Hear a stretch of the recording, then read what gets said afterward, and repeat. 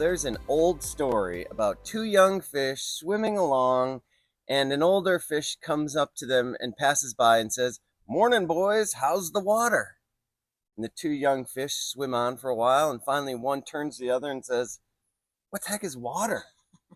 I mean, that's us, every one of us, when it comes to God's presence, God's love, we're already swimming in it. Yeah, that's right. We have been swimming in God's presence our whole entire lives. But often, like kind of like the fish in the story, we say, "What the heck is water?" Because we're not aware of God's constant presence with us. We rush past it, we stress, we scroll, we compare ourselves to others, we forget that we're surrounded by a love that will never let us go. Dallas Willard made a distinction once that changed the way I think about prayer. He said there's the presence of God and then there's the manifest presence of God. God is always here. There's nowhere that you can go where God is not. But what's missing, of course, isn't God showing up, it's us.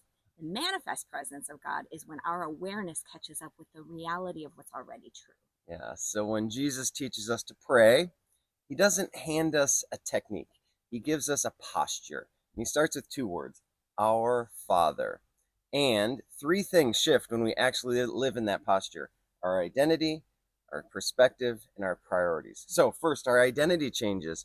Not my Father, our Father. And that's interactive, it's collective, it's all of us. You belong and you're part of this big human family, the community of the beloved. Yeah, beloved community. The world tells us to look inside ourselves, decide who you are, perform it well. But here's the thing, your truest identity isn't discovered, it's declared by God about you. And God says you're beloved, you're precious. And the truest thing about you is not what others say about you, it's not even what you say about yourself. The truest thing about you is what God says about you. It's declared. God says you're my beloved child. That is who you are. That's your identity. Yeah. And the second thing that changes when you live in the manifest presence of God is your perspective.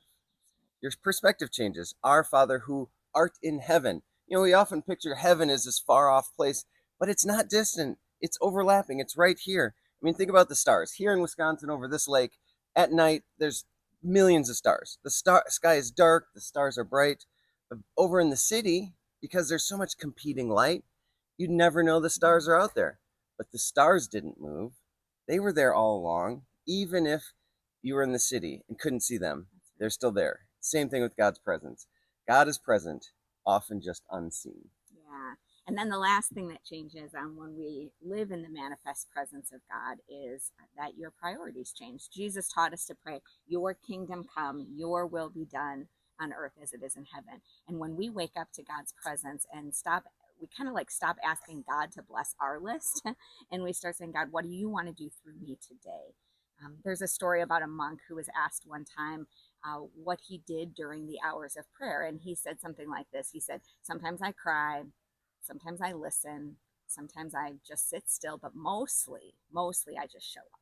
And that's it. That's the whole thing. Yep, showing up. So here's what I want you to leave with today from this.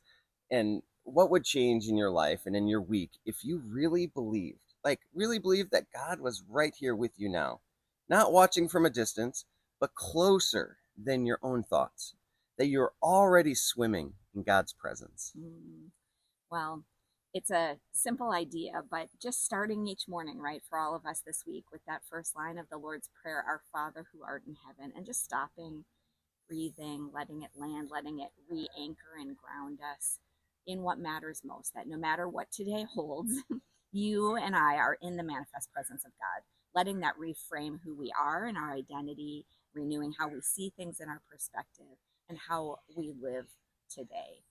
We are, like the fish in the water, already swimming in God's presence. So may the manifest presence of God be a reality for you today. Amen. Amen.